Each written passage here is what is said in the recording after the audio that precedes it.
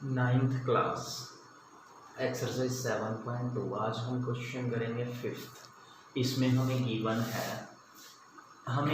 है कि ये जो ट्रायंगल है ए बी सी और ये बी डी सी, ये आइसोसेलेस ट्रायंगल है, ये गिवन है। तो आइसोसेलेस का मतलब तो यही हो गया कि ये वाली दो साइड इक्वल हैं और ये वाली दो साइड इक्वल हैं। इसका मतलब गिवन क्या है, A B equal to A C, B D equal to B C. Prove क्या करना है, ए बी डी एंगल जो ए बी डी है, ए बी डी ये वाला बड़ा वाला एंगल, ये किसके इक्वल है, ए सी डी के, ए सी डी इसके इक्वल, ये प्रूव करना है।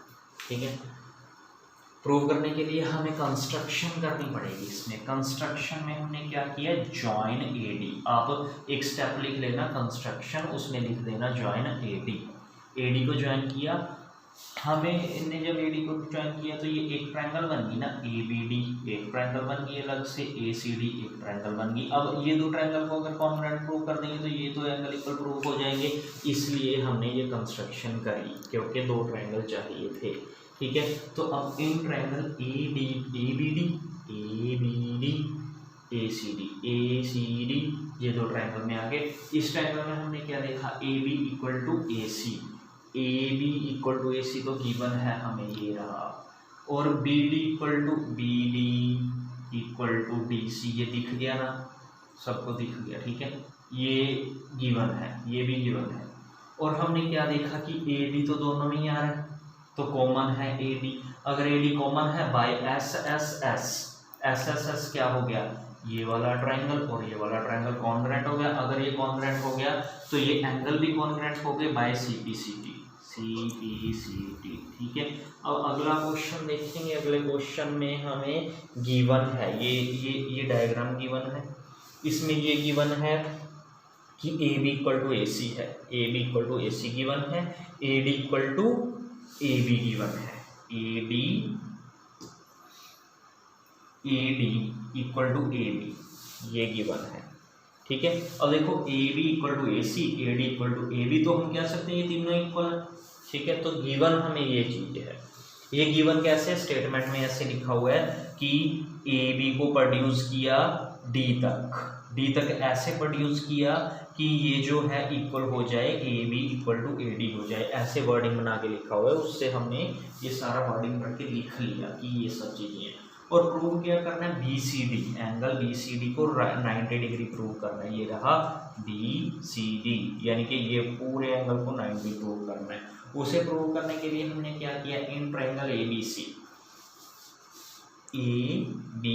ये ट्रायंगल दिख रही है। इस ट्रायंगल में ए B equal to A C है, A B equal to A सी ये गिवन है, हमें ऊपर गिवन था। अगर देखो ये दो ट्रायंगल, ये दो साइड इक्वल गिवन है तो इसके ऑपोजिट एंगल तो आपस में इक्वल होंगे।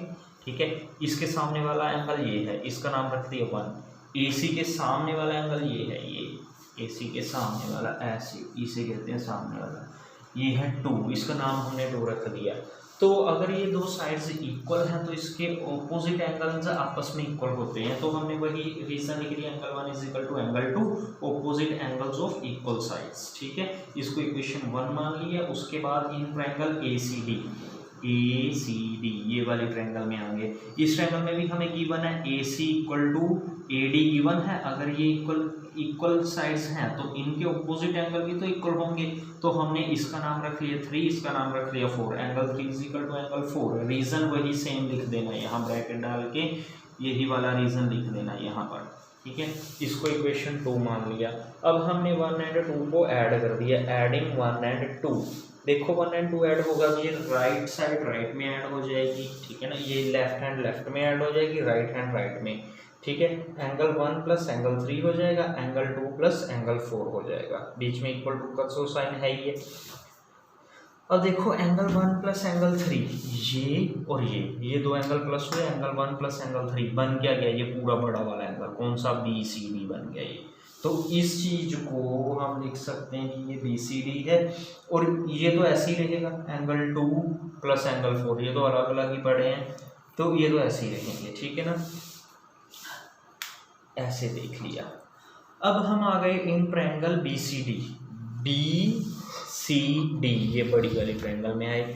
इस ट्रायंगल में हमने क्या कर देना है, एंगल सम प्रॉपर्टी लगा देनी है, मतलब एक ट्रायंगल के तीनों एंगल का सम कितना होता है 180। तो कौन कौन से तीन एंगल हैं इसमें, 2 + 4 प्लस ये पूरा बी सी डी, ठीक है ना, ये पूरा एंगल बी सी डी, वही लिखा angle 2 + angle 4 + angle B C D equal to 180। अब 2 और 4 किसके इक्वल है, एंगल 2 + 4 बी सी डी के इक्वल है। तो हम इस ये 2 और 4 की जगह 2 + 4 इसका टोटल क्या आता है बी सी डी, तो इसके टोटल की जगह यहाँ बी सी डी लिख सकते हैं, यहाँ पहले से बी सी डी है, ये B C D + B C D 2 B C D हो गया, 2 B C D equal to 180। अब इसमें से ये कटिंग करेंगे, जब 2 की 180 के साथ 90 आ जाएगा तो एंगल बी सी डी कितना आ गया 90। यही तो हमने प्रूव करना था। इसके साथ हमारे ये एक्सरसाइज खत्म होगी। एक क्वेश्चन रह गया, वो कल कर लेंगे।